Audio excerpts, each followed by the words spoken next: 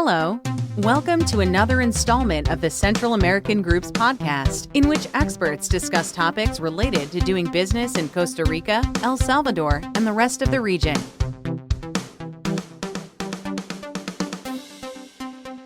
Hello, welcome to another episode in the Central American Group's continuing series of podcasts. In these recordings, we try to bring together individuals that are external and internal to the organization, and we have conversations about doing business in Central America. Today, we're speaking to Pilar Madrigal. She is with the Costa Rican Investment Promotion Agency. You may know it by the acronym CINDE. She's going to speak a little bit with me today about the service sector in Costa Rica. Hello, Pilar. Could you please introduce yourself and your organization to our listeners? Absolutely, Steve. Thank you so much for having me here today, and happy to share as much information and have a nice conversation over here today. CINDE, as you mentioned, and thank you, it is in fact the Costa Rican Investment Promotion Agency. We are a private non-for-profit organization that was set up about 36 years ago. And we, with the sole focus of promoting foreign direct investment into Costa Rica. So through the past decades, we've actually been, or I believe we've been, a very, very successful investment promotion agency. We are ranked number one of the most well-known investment promotion agencies around the world. And we've been able, and we've proved our success through the attraction of over 300 multinationals that have set up operations in our country, which in turn have provided jobs to thousands and thousands of people throughout Costa Rica. So that's a little bit about us, and very, very actually happy to represent the organization. Well, thank you for that overview. We'll start out with some of the questions we have to move our conversation along today. One thing that has been quite visible is that the services sector in Costa Rica has had a great degree of business continuity during this coronavirus epidemic that's affecting us all over the world. And statistics that have been put out recently indicate that 90% of the companies in this sector in Costa Rica are working from home, and they've been able to continue to provide 100% of the services that they offer. Maybe you can tell us how this has been possible. Yes, Steve, thank you. And let me tell you, even better, it is 98% of the companies in the services industry in Costa Rica are implementing this work from home strategy. I can tell you that we were able actually to implement this for these companies in a period of less than 2 weeks. From the first day that we saw the first case in Costa Rica, within 2 weeks, some of them within a week, they had all their workforce working from home. This, needless to say, was a very focused and task that was taken in a very, very good way. And it was a task in which involved government organizations, private companies, and CINDE. This level of organization, of coordination, of quickness in resolve any issues or problems was key to allow these companies to move quickly into this modality. So our experience from this COVID is that definitely if you don't have that coordination appropriately and that channel of communication with the three different actors, this probably would have not been possible, but it was in Costa Rica. It was it was a task. There was a very strong task force. And they had an objective, and the objective was to help these companies continue with their businesses. So both from a company side or from a country side, we were able to have and provide these companies with their business continuity programs to the dot. Well, that's great to hear. It's been a difficult situation for workers all over the world, and it's wonderful that you were able to keep people up and running during this tough time. But the services sector, let's talk a little bit about more information with respect to it in Costa Rica. Costa Rica is a leader in value-added service exports in the region. Can you tell us a bit more about that? Yes, of course. So let me see. Among the most, I would say the most, and let me divide this by a few, I would say, milestones.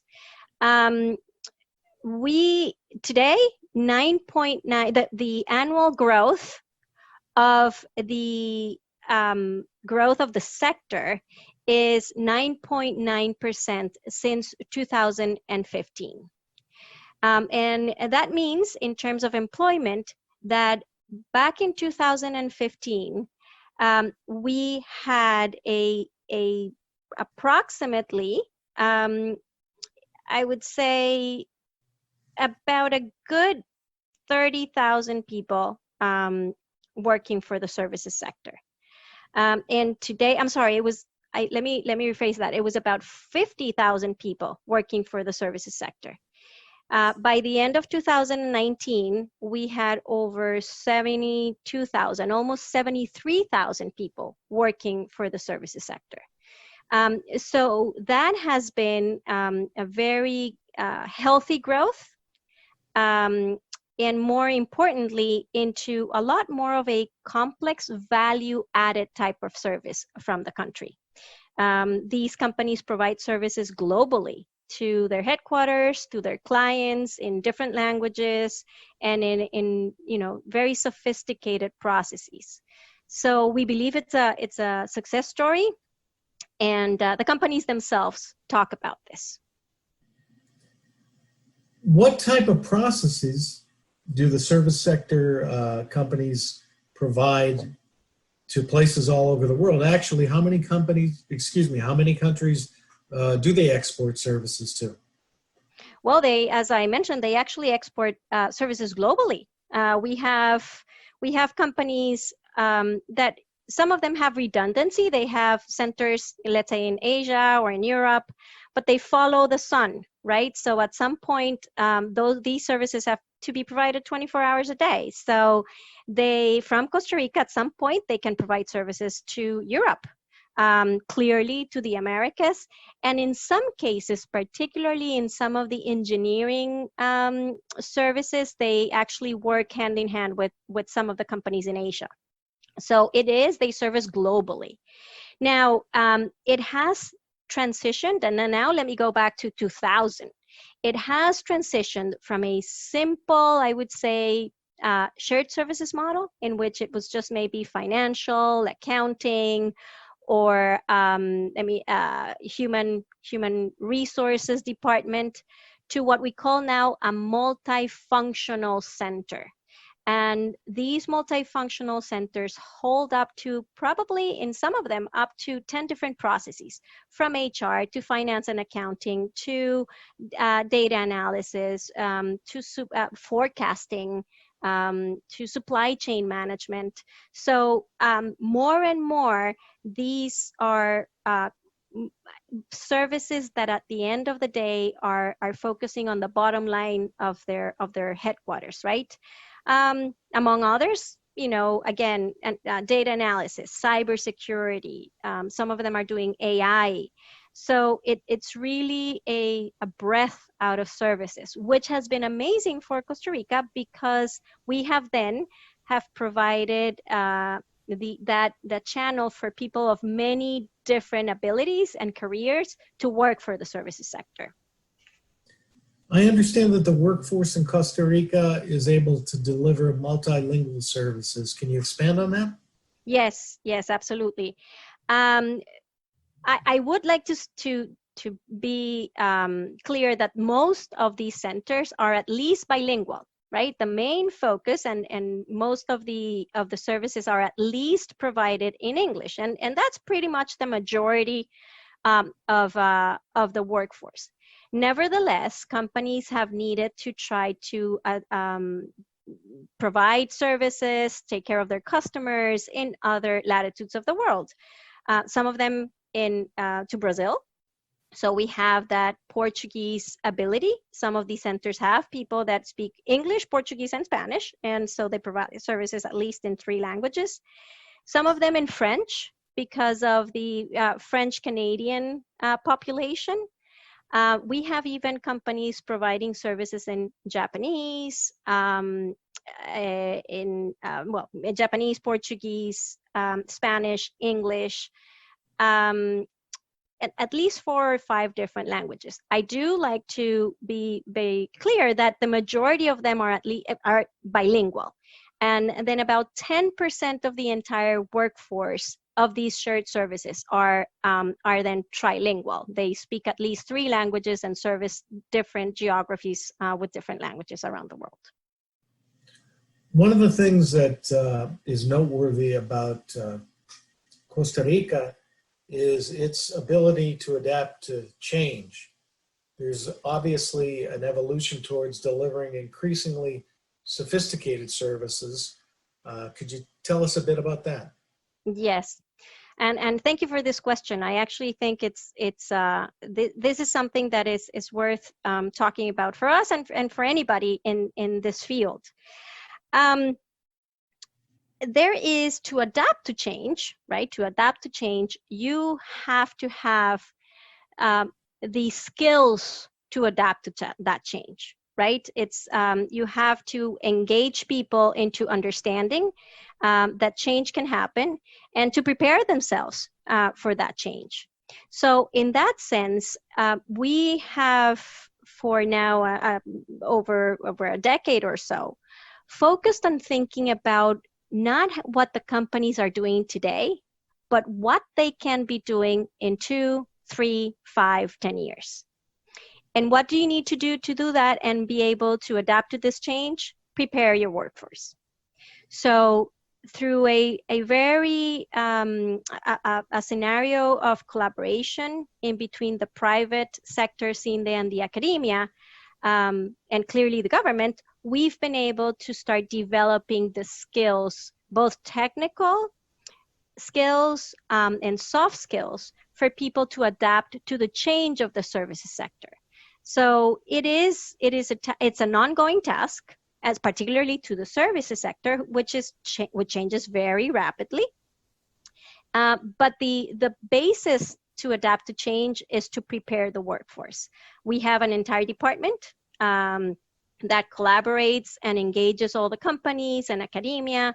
And in that way, we believe that that's how we've been able to adapt and to grow with the change of the sector, right? And it's a journey. It's a partnership journey. And I think that we've been very focused on making sure that happens. Given the coronavirus challenges that we're all facing, what are Costa Rica's goal in this environment? And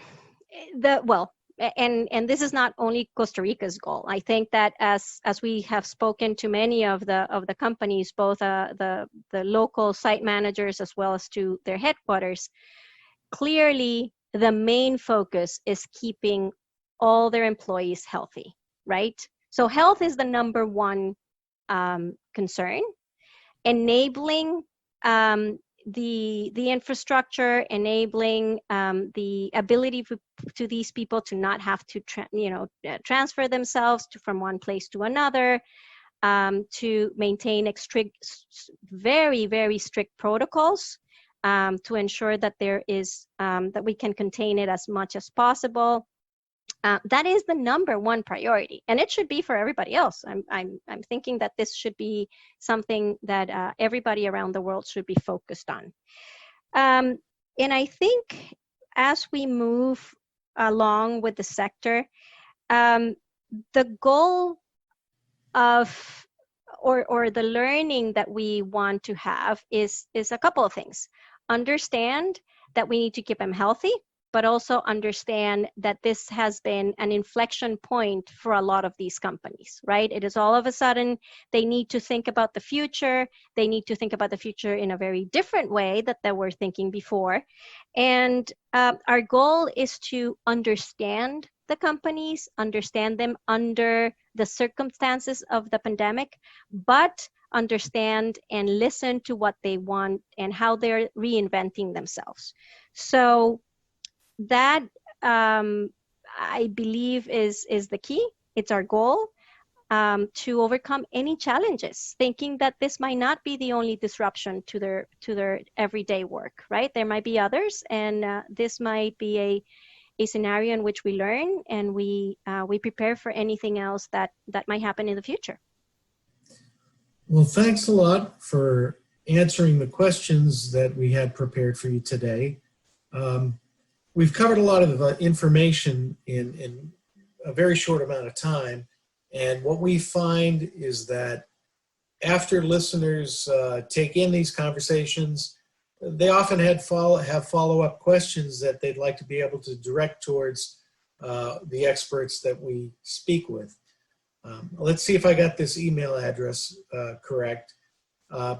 As far as I know, if they want to contact you, Pilar, the individual with a question can email a message using the address investincostarica@cinde.org. Is that correct? It is invest@cinde.org. Okay. Thank you for clarifying that. Yeah, yes, absolutely. And please, feel free to look at Cinde in our LinkedIn and clearly in our website. We have a lot of information there as well. And from every front, we'll be happy to answer any questions and engage with you and help in any way we can. Thanks for joining us, Pilar. Good luck in your efforts, and we hope that this pandemic thing is a thing of the past very soon. Yes, Steve. I wish, and I'm hoping for the same thing. So thank you for the time, and I look forward to speaking to you in the future. Thank you.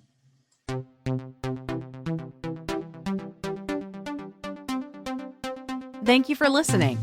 Sign up to receive the Central American Group's quarterly newsletter by visiting www.thecentralamericangroup.com.